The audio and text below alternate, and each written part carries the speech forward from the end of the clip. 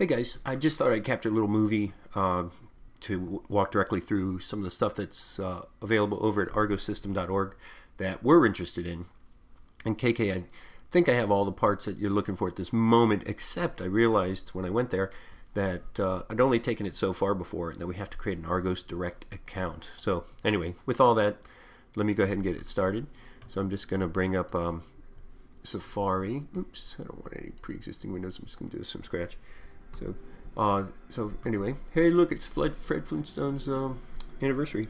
I'm just pasting into the address www.argos-system.org, which is the root for all this stuff today. There's a possibility to log in, and we have the account information from Buddy. It's Manatee Rehab, and the password we all, I think, know. But I'm going to leave that for the moment. Just go over to the user area and get onto the user's manual. This is probably the all too critical thing that can explain a lot of stuff right away. It's available both in PDF format and online. I'm going to go to the online one in English.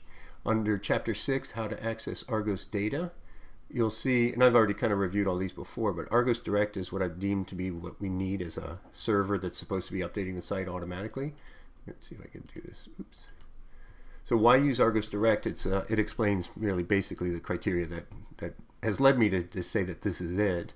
The critical thing that we've never done before is this Argos Form. And I've opened up a new window here. And Buddy's probably very familiar with these different forms.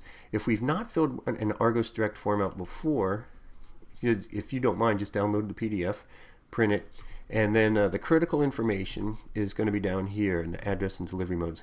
We want the server name to be ftp.wildtracks.org, unless you want this data and these processes to now be at sea to shore instead of Wildtracks.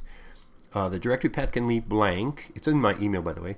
Directory path can be left blank because I forced this user, which is going to come here, which is argos@wildtracks.org. That user, as soon as they come in through FTP, they get put into one directory. And by the way, KK will know that. It's in the email message, but it's in /domain/wildtracks.org/argos_data.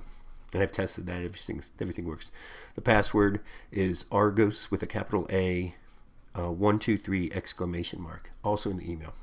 But if that stuff can be put in here, I believe everything else, I'd rather leave it up to you. But we should probably have a discussion perhaps about how frequently you want the data updated. You could do several times a day. You could do it once a day. I'm not sure how frequently you think is warranted or valid, but we are looking into doing a little bit of tracking and so on. Okay, I'm going to close that. I'll close this one too. Those two URLs, by the way, are in the email message. Coming back to Argos Direct real quickly, the data format section is described, and the key thing is we can get it in various formats: CSV, XLS. You can get it right into Google Earth format too, if we're going to be using that. I know we've looked at using the GMap module for Drupal, but I think there's no need for us to limit ourselves if you think there's something nifty out there we can do. Let's see. I'm going to drop in for message received from the satellite pass, blah, blah, blah, blah, blah, diagnostic data. I'm not sure which one. I looked at one earlier and thought this looks most representative. But, anyway, I think that's right. It says it's most like Argos Server. So when you get to Argos Server, it's got, sorry about all that noise, I got planes flying by. This section 6.3.2 for data formats describes all the possibilities that you can, I think, kind of massage the data that you receive. And again, we can look into that. And let me see. Yeah, it's probably good. I'm going to go back and go to the Argos home. And real quick, I'm going to log in, KK, just to show you how I get the sample data. This is Manatee Rehab.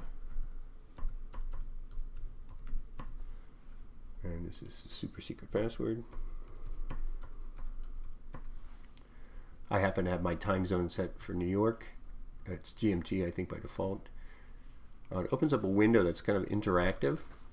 And I've never really used that, so I just kind of close that up and let it go. But instead, I come down, and I think I can just kind of do well, there's the file format so that you can download.